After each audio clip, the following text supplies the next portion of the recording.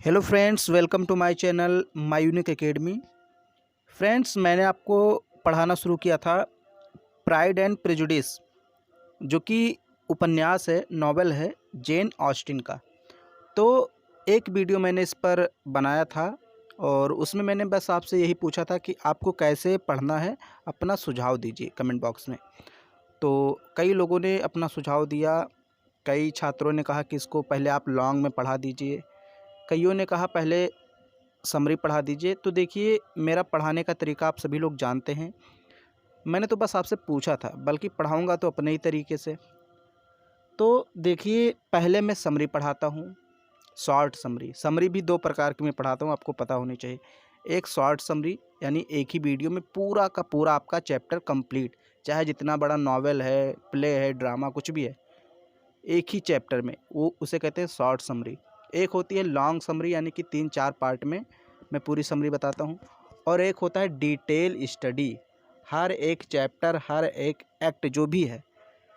तो सबसे पहले मैं आपको पढ़ाऊँगा शॉर्ट समरी, फिर डिटेल समरी पढ़ा दूँगा, फिर डिटेल आपको स्टडी करा दूँगा।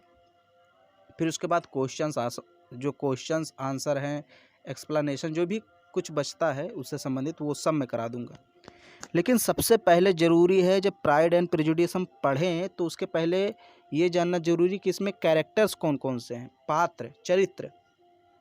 अभी मैं नाम लूँगा चार्ल्स बिंगले, डार्सी, तो आप समझ नहीं पाएंगे। इसलिए ये जो आज का वीडियो है, इसमें मैं बस आपको यही बताऊँगा कि कैरेक्टर कौन कौन है, उनका क्या रोल है, उसमें थोड़ा बहुत जानेंगे बस।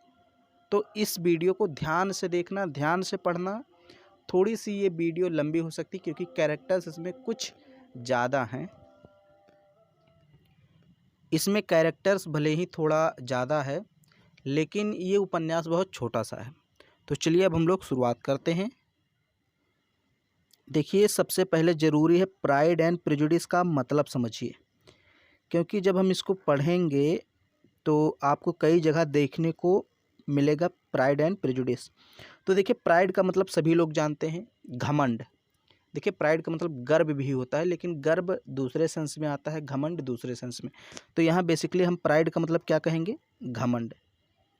चलिए, समझ में आ गया। अब है प्रेजुडिस। दूसरा शब्द क्या है, प्रेजुडिस। प्रेजुडिस का मतलब होता है पूर्वाग्रह, यानी किसी भी व्यक्ति को सही से जाने पहचाने बिना, उससे बात किए बिना, उसके बारे में कोई विचार अपने मन में रख लेना, कोई चीज़ सोच लेना कि ये व्यक्ति ऐसा है वैसा है, तो इसको कहते हैं पूर्वाग्रह। आप किसी से मिले, थोड़ा बहुत मिले, लेकिन ज़्यादा नहीं मिले, उसके बारे में ज़्यादा जानकारी नहीं है आपके पास, लेकिन फिर भी आपने ये मान लिया कि ये व्यक्ति गलत है, तो इसका मतलब उसके प्रति आपके अंदर क्या आ गया, पूर्वाग्रह आ गया, पूर्व अवधारणा। तो इसको बोलते हैं prejudice. Written by Jane Austen 1813। हालांकि डेट कंफर्म नहीं है, मैं बता देता हूँ, डेट आप एक बार ज़रूर मिला लीजिएगा। डेट से कोई आपको लेना देना ज़्यादा नहीं है। कैरेक्टर्स, चरित्र या फिर पात्र की बात करें तो यहाँ पर देखिए, मैं एक कैरेक्टर पढ़ूँगा। देखिए, यहाँ ज़रूरी नहीं कि मैं एक एक लाइन की मीनिंग आपको बताऊँ, एक एक लाइन की ऐसे ऐसे करके, ये ज़रूरी नहीं। मैं एक कैरेक्टर पूरा यहाँ से यहाँ तक पढ़ दूँगा, फिर उसकी हिंदी बता दूँगा। हाँ, जो कठिन वर्ड होंगे उसकी हिंदी में अलग से बताऊँगा, क्योंकि अभी मैं बस आपको कैरेक्टर के बारे में समझा रहा हूँ। तो सबसे पहले ये समझ लीजिए कि जो ये पूरा का पूरा उपन्यास है, नॉवेल है, ये बेनेट परिवार के आसपास घूमता है। एक बेनेट परिवार है। बेनेट परिवार में सबसे पहला जो व्यक्ति है वो है mister Bennet. Mister Bennet, the patriarch of the Bennet family, a young gentleman of modest income with 5 unmarried daughters. ध्यान से सुनिए। Mister Bennet has sarcastic cynical sense of humor that he uses to purposefully irritate his wife। फिर से एक बार, the patriarch of the Bennet family, यानी कि mister Bennett कौन है, अपने बेनेट फैमिली के पैट्रियार्क यानी कुलपति हैं, यानी कि मुखिया हैं, परिवार के मुखिया हैं mister Bennet. A gentleman of modest income with 5 unmarried daughters. इनकी आमदनी कैसी है, मॉडेस्ट इनकम, देखिए इनकम मतलब आमदनी या आय, मॉडेस्ट का मतलब मामूली, यानी मामूली आय वाले एक सज्जन व्यक्ति हैं, जेंटलमैन हैं। विद 5 अनमैरिड डॉटर्स, और इनके पास 5 अविवाहित लड़कियां हैं, यानी इनकी 5 पुत्रियां हैं जो कि अविवाहित हैं, उनकी शादी नहीं हुई है। अब यहाँ पर आगे थोड़ा सा इनके स्वभाव के बारे में बताया गया है कि ये जो मिस्टर बेनेट हैं ये थोड़े व्यंग्यात्मक टाइप के हैं, हंसी मजाक करते रहते हैं, अपनी पत्नी को चिढ़ाते रहते हैं। तो वही चीज़ यहाँ पर बताया गया है। देखिए, mister Bennett has a sarcastic cynical sense of humour. Sarcastic का मतलब होता है व्यंग्यात्मक, यहाँ देखिए सार्कास्टिक का मतलब व्यंग्यात्मक, और सिनिकल सेंस ऑफ ह्यूमर का मतलब मजाकिया लहजा या मजाकिया भावना। तो इनकी जो भावना है वो कैसा है, मजाकिया है, व्यंग्यात्मक है। दैट ही यूजेज, जिसका ये उपयोग करते हैं। टू इरिटेट, देखिए टू के बाद इरिटेट पढ़ना है, टू इरिटेट चिढ़ाने के लिए। पर्पसफुली, उद्देश्य से, यानी चिढ़ाने के उद्देश्य से। किसको, हिज वाइफ, अपनी वाइफ को। यानी इनका जो लहजा है, बात करने का तरीका, इनकी जो आदत है थोड़ी व्यंग्यात्मक है या कहें मजाकिया पूर्ण है, और ये इस व्यंग का प्रयोग किस में करते हैं, अपनी पत्नी को चिढ़ाने में करते हैं। पहला कैरेक्टर आपको समझ में आ गया कि मिस्टर बेनेट कौन है। फिर एक चीज़ यहाँ पर लिखा है, मास्टर ऑफ लॉन्गबॉर्न। तो लॉन्गबॉर्न नामक एक गांव है इंग्लैंड में, वहाँ के ये मास्टर भी हैं।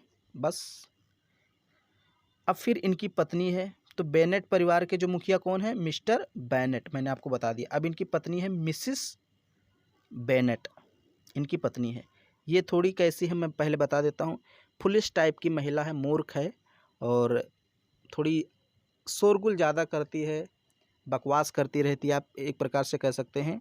और इसका यानी कि मिसिस बेनेट का एकमात्र उद्देश्य ये है कि इसकी 5 बेटियों की शादी किसी अमीर घर के लड़के से हो जाए और वो सुखी रहें, इसका एकमात्र गोल लक्ष्य यही है। फिर देखिए यहाँ पर पढ़ लीजिए, मिस्टर बेनेट्स वाइफ, यानी कि मिस्टर बेनेट की वाइफ है। ए फुलिश नॉइजी वुमन, एक मूर्ख और शोरगुल महिला है, शोरगुल मतलब आवाज़ करने वाली। हुज ओनली गोल, जिसका एकमात्र लक्ष्य इन लाइफ, जीवन में है, जिसका जीवन में एकमात्र लक्ष्य है, to see her daughters married with wealthy suitors. Wealthy suitors का मतलब अमीर घर के लड़के या वर। सूटर्स का मतलब क्या होता है, वर। सूटर्स का मतलब होता है लड़के या फिर वर। तो इसका एकमात्र लक्ष्य यही है कि हमारी पुत्रियों की शादी, हमारी बेटियों की शादी अमीर घर के लड़कों के साथ हो जाए, वो सुखी रहें, बस, और हमें कुछ नहीं चाहिए। तो मिस्टर बेनेट, मिसेस बेनेट के बारे में आपको पता हो गया।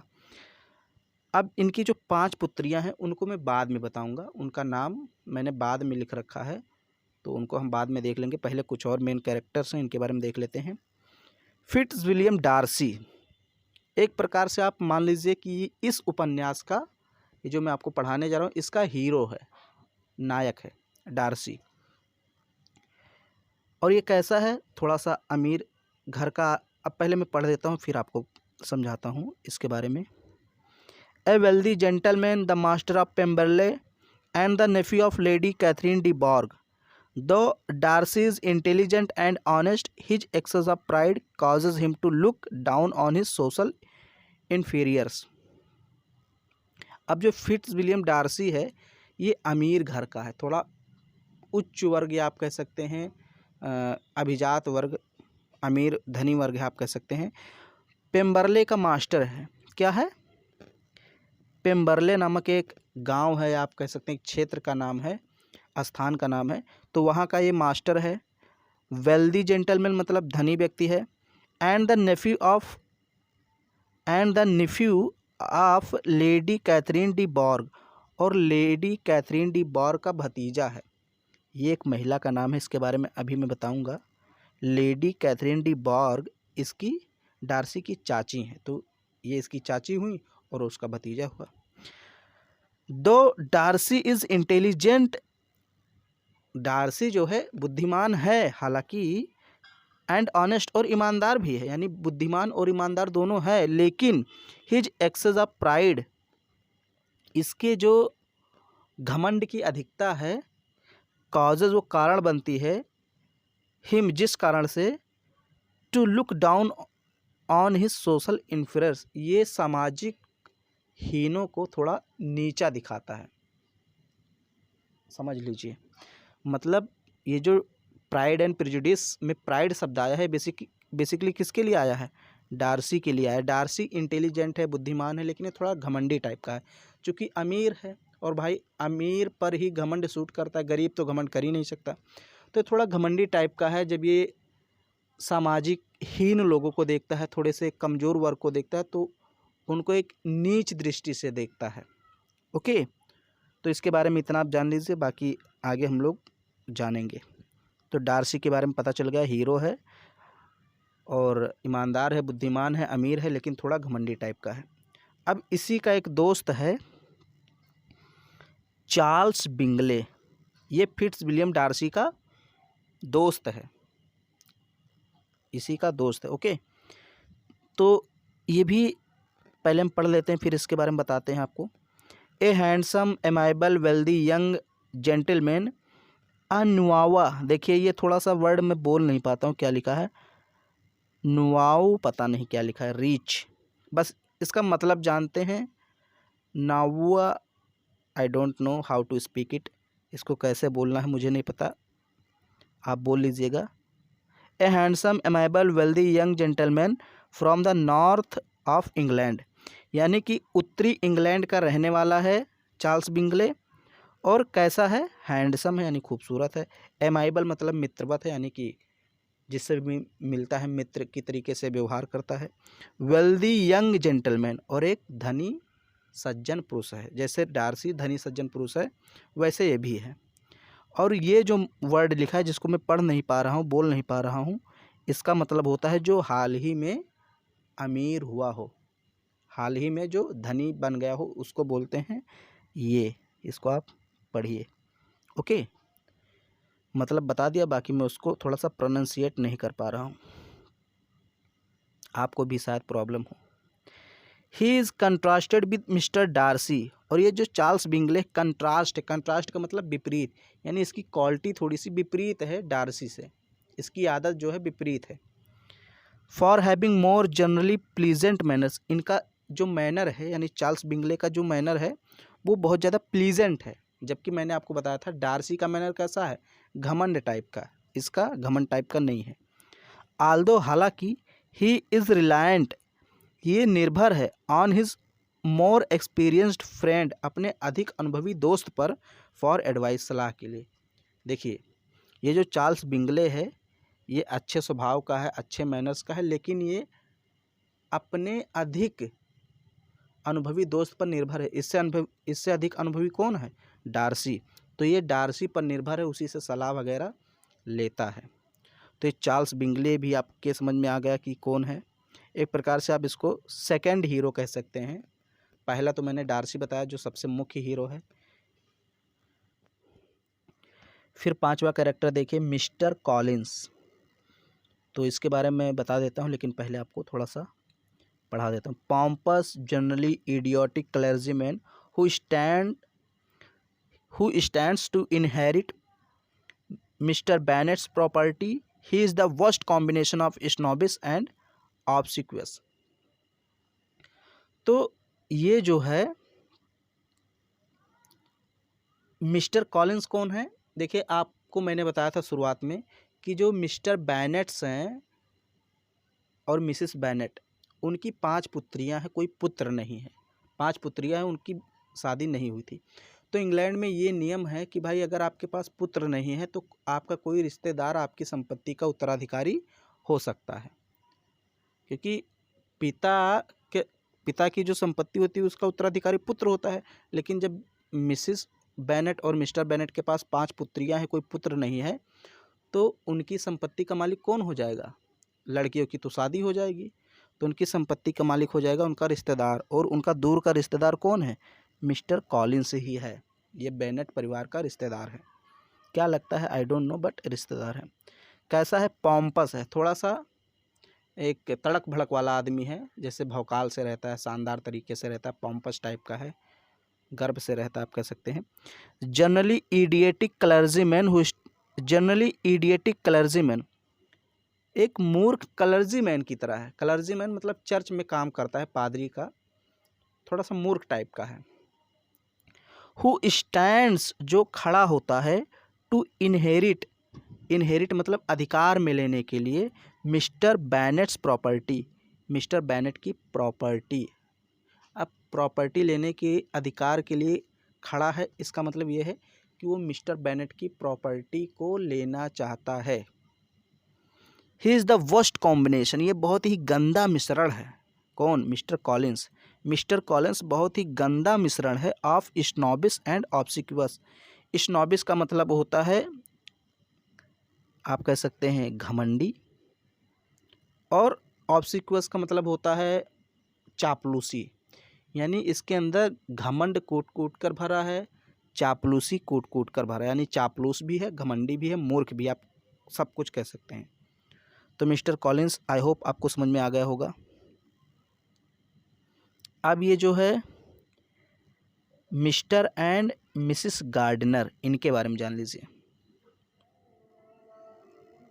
मिस्टर एंड मिसिस गार्डनर ये पति पत्नी हैं। तो मिस्टर गार्डनर कौन है? मिसिस बैनेट के भाई हैं। ओके, पहले मैं पढ़ा देता हूँ, फिर आपको समझाता हूँ। देखिए यहाँ पर लिखा मिस्टर गार्डनर और फिर मिसिस गार्डनर, मैंने एक ही में दोनों को लिख दिया है। तो मिसिस बैनेट्स ब्रदर, यानी मिस्टर गार्डनर कौन है? मिसिस बैनेट के भाई हैं, एंड हिज वाइफ, और ये जो मिसिस गार्डनर है ये इनकी वाइफ है। द गार्डनर्स, यानी कि ये जो दोनों हैं पति पत्नी, केयरिंग, ये अधिक देखभाल करने वाले हैं, नर्सरिंग, अधिक पालन पोषण करने वाले हैं, and full of common sense, और अधिक समझदार हैं, ऑफन प्रूव बेटर पेरेंट्स, और ये अपेक्षाकृत अधिक अच्छे पेरेंट्स साबित होते हैं। देखिए, ऑफन प्रायः, प्रूव साबित होते हैं, टू बी बेटर पेरेंट्स अच्छे माता पिता साबित होते हैं, टू द बैनेट डॉटर्स के लिए, then mister Bennet and his wife, mister Bennet और उनकी वाइफ की अपेक्षा।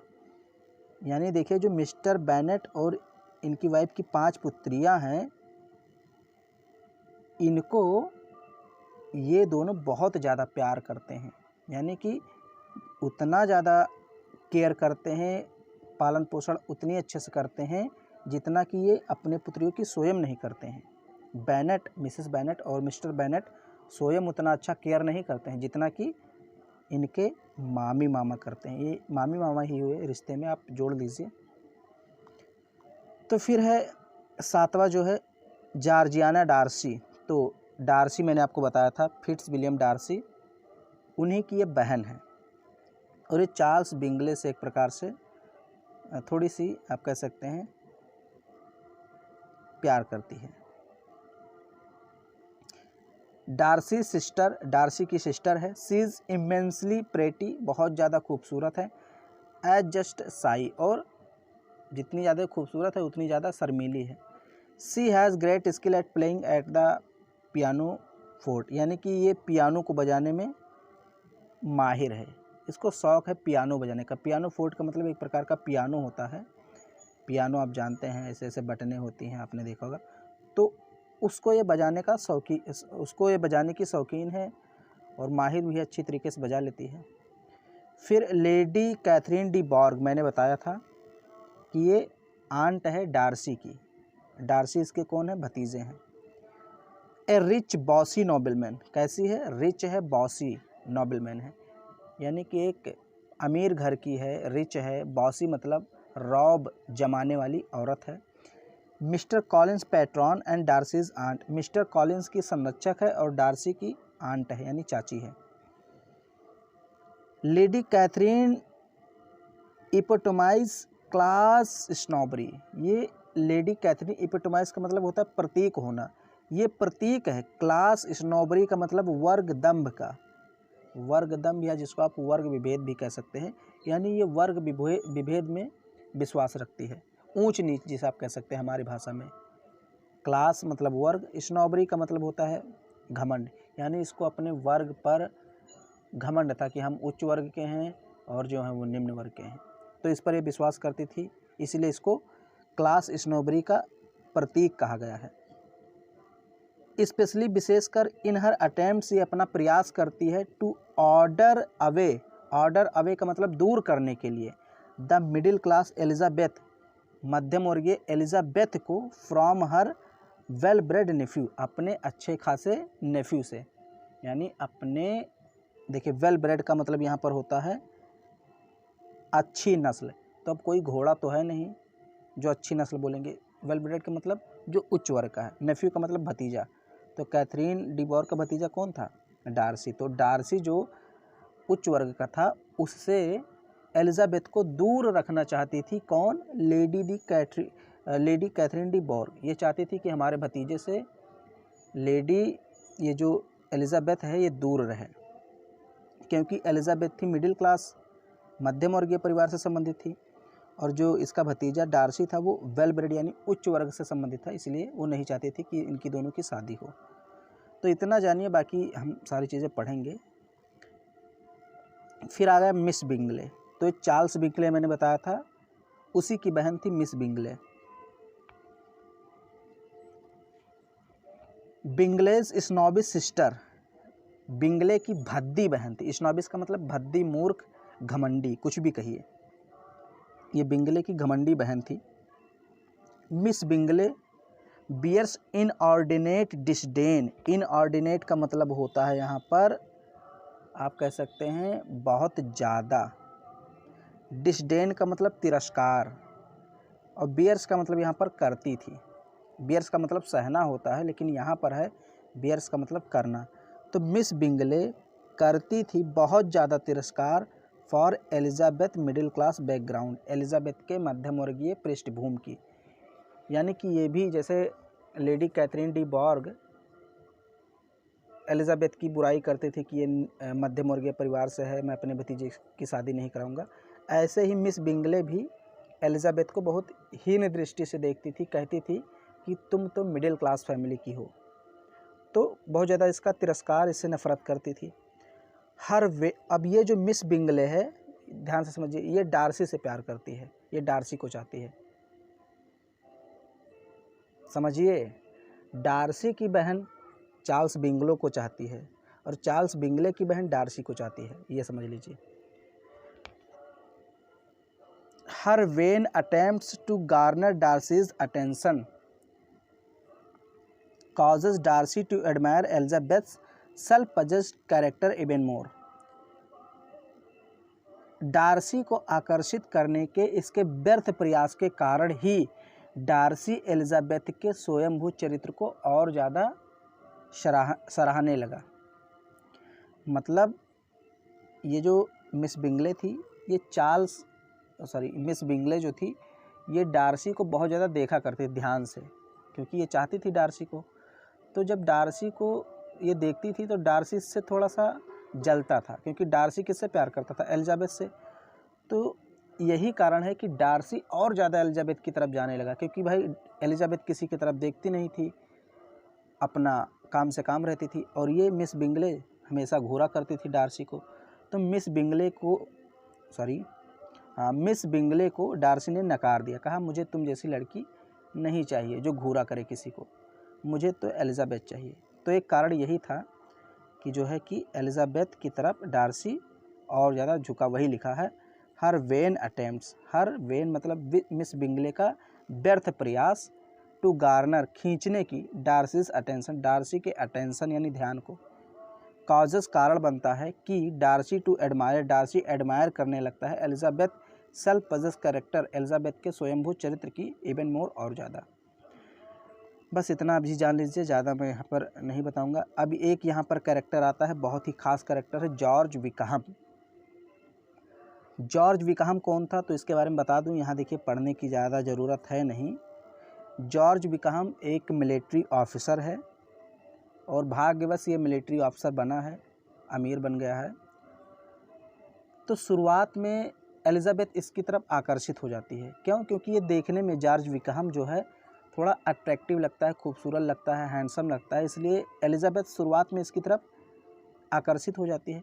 लेकिन जब डार्सी एलिजाबेथ को इसके भूतकाल के बारे में बताती है कि ये पहले इस तरह था, इसने ये काम किए हैं, कुछ मतलब इसके गंदे कामों के बारे में बताता है डार्सी। एलिजाबेथ को बताता है कि विकहम ठीक आदमी नहीं है। तो फिर एलिजाबेथ विकहम से नफ़रत करने लगती है और डार्सी से प्यार करने लगती है। वही चीज़ इसमें लिखा है, मैं एक बार पढ़ भी देता हूँ। ए handsome Fortune hunting militia officer. Militia officer का मतलब मिलिट्री ऑफिसर है। फॉर्च्यून हंटिंग का मतलब भाग्य का शिकार है, यानी भाग्य ने इसका साथ दिया और ये ऑफिसर बन गया। हैंडसम मतलब खूबसूरत है। फिर है आगे विकहम्स गुड लुक्स। विकहम का अच्छा लुक एंड चार्म और आकर्षण आकर्षित कर लेता एलिजाबेथ। एलिजाबेथ को इनिशियली मतलब तुरंत, यानी विकहम का जो आकर्षण था, इसकी जो खूबसूरती थी, वो एलिजाबेथ को अपनी तरफ आकर्षित कर लेती है। बट लेकिन डार्सीज रिवेलेशन, लेकिन जब डार्सी, रिविलेशन का मतलब रहस्य उद्घाटन, यानी जब रहस्य खोलता है अबाउट विकहम्स के डिसरिप्यूटेबल पास्ट क्लूज, यानी कि क्लूज का मतलब होता है सुराग, पास्ट का मतलब भूतकाल, डिसरिप्यूटेबल का मतलब होता है विवादित। जब डार्सी विकहम के विवादित पास्ट के बारे में सुराग खोलता है, एलिजाबेथ को बताता है कि इसका जो भूतकाल है वो थोड़ा गड़बड़ है, यानी पहले अच्छा व्यक्ति नहीं था, बहुत गंदे काम इसने किए हैं। तो डार्सी ने जब ये चीज़ें बताई तो एलिजाबेथ को ट्रू नेचर के बारे में पता चल गया कि विकहम का सच्चा नेचर कैसा, उसका असली स्वभाव कैसा है। Okay, and simultaneously draws her closer to Darcy, और इस प्रकार धीरे धीरे जो है कि एलिजाबेथ डार्सी की तरफ आकर्षित होने लगी। क्लोजर टू डार्सी मतलब डार्सी की तरफ आने लगी। इसके बारे में यहाँ थोड़ा सा मैंने आपको ज़्यादा बता दिया, बाकी हम लोग पढ़ेंगे तब जानेंगे। एक मेन कैरेक्टर और है शार्लॉट लूकास। तो एलिजाबेथ की डियर फ्रेंड है, यानी एलिजाबेथ की बेस्ट फ्रेंड है, आप कह सकते हैं, उसकी दोस्त है। Pragmatic where Elizabeth is romantic and also 6 years older than Elizabeth. तो ये जो शार्लॉट लूकास है व्यवहारिक है, जबकि एलिजाबेथ कैसी है, रोमांटिक है। और Charlotte Lucas 6 years older than Elizabeth, यानी एलिजाबेथ से 6 वर्ष बड़ी है। Charlotte Lucas does not view love as the most vital component of marriage. Charlotte Lucas कहती है कि मैरिज के लिए प्यार करना कोई ज़रूरी नहीं है, मतलब ज़रूरी नहीं कि जिससे प्यार करो उसी से शादी करो। तो वो कहती है भाई शादी के लिए प्यार करना कोई ज़रूरी कंपोनेंट यानी तत्व नहीं है, ज़रूरी नहीं है। She is more interested in having a comfortable home. ये चाहती है शार्लॉट लूकास कि इसके पास एक बढ़िया प्यारा सा कंफर्टेबल यानी आरामदायक रूम हो, होम हो, घर हो। Thus when mister Collins proposes she accept. इस प्रकार जब मिस्टर कॉलिंस इसको प्रपोज करते हैं तो शार्लॉट लूकास तुरंत उसको एक्सेप्ट कर लेती है। तो ये मैंने आपको कैरेक्टर्स के बारे में बता दिया। अब जो बचती हैं वो 5 बहनें बचती हैं, जो कि बेनेट परिवार की बहनें हैं। ये देखिए 5 बहनों का नाम है, जो मैंने आपको कहा था लास्ट में बताऊंगा। थोड़ा सा ये वीडियो बड़ा हो गया है, लेकिन आप ऐसे ही समझ लीजिए। जेन ऑस्टन बता रहे हैं, जेन बेनेट। तो the eldest and most beautiful Bennet sister Jane is more reserve and gentler than Elizabeth.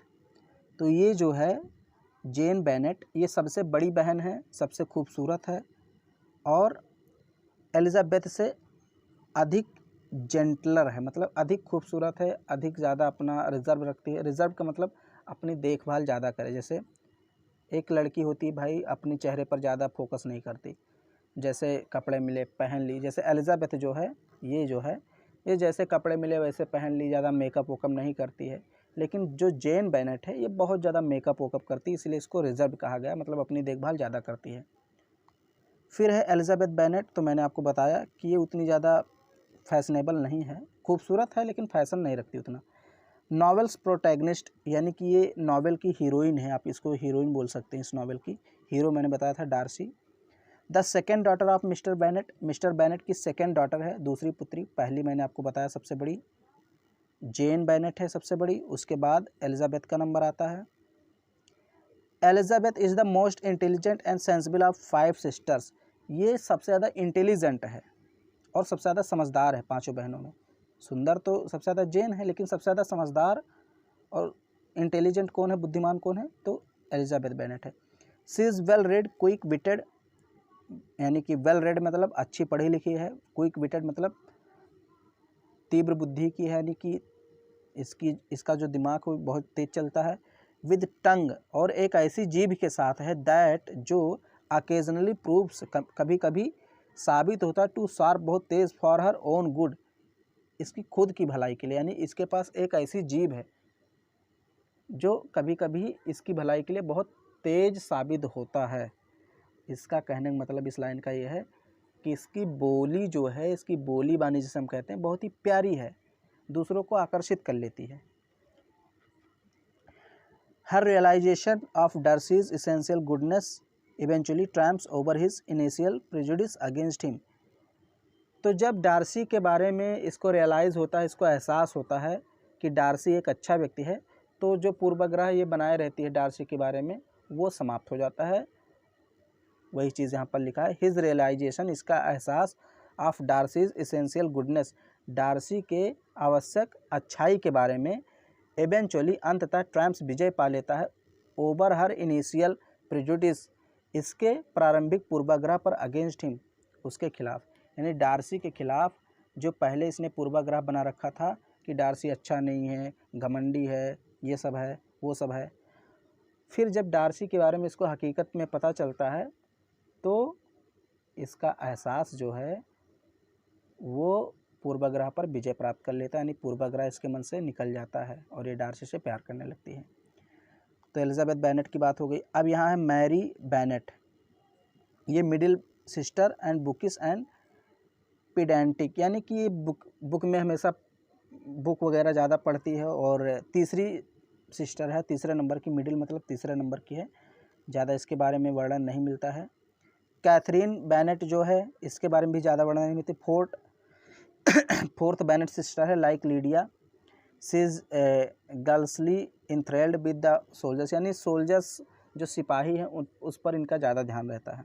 ये सोचती है कि सिपाही से मेरी शादी हो जाए, और थोड़ी सी ये जैसे होता नहीं है अलग टाइप की लड़की, आप मान सकते हैं इसको। ये चौथी लड़की है, यानी चौथी सिस्टर है, और ये चाहती है कि इसकी शादी सोल्जर से हो जाए, उस पर सोल्जर्स में बहुत ज़्यादा इंटरेस्टेड है, बस इस प्रकार आप समझ लीजिए। फिर यहाँ जो लास्ट है Lydia Bennett, Lydia the youngest Bennett sister, सबसे छोटी बेनेट सिस्टर है। सी इज़ गॉसिपी, बहुत ज़्यादा मतलब गॉसिपी है, यानी कि आप कह सकते हैं गपशप करने वाली, बातचीत करने वाली बहुत ज़्यादा है।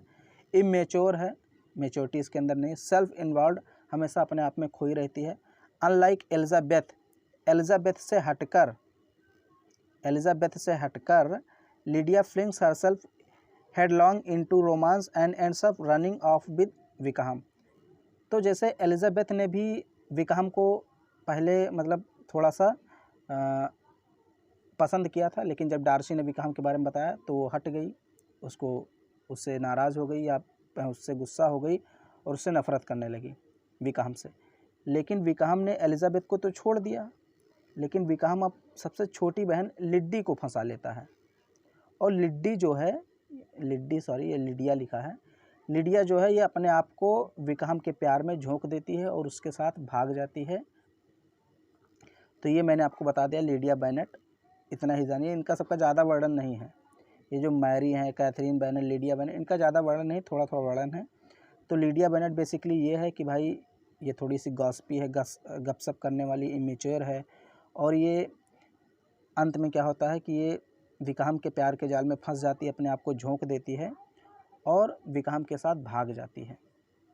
तो ये मैंने आपको कैरेक्टर्स के बारे में बता दिया, कौन कौन से कैरेक्टर हैं। थोड़ी वीडियो लंबी बनी है, मैं जानता हूँ, लेकिन एक बार आपको इसको देख लेना है तो शायद आपको कुछ कैरेक्टर्स के बारे में पता चल जाएगा। अब हम लोग इसकी समरी पढ़ेंगे, जो कि बहुत इंपॉर्टेंट होगा। अगर वीडियो आपको पसंद आ रही है तो इसको लाइक कर दीजिए, शेयर कर दीजिए। चैनल पर पहली बार है, चैनल को सब्सक्राइब कर लीजिए।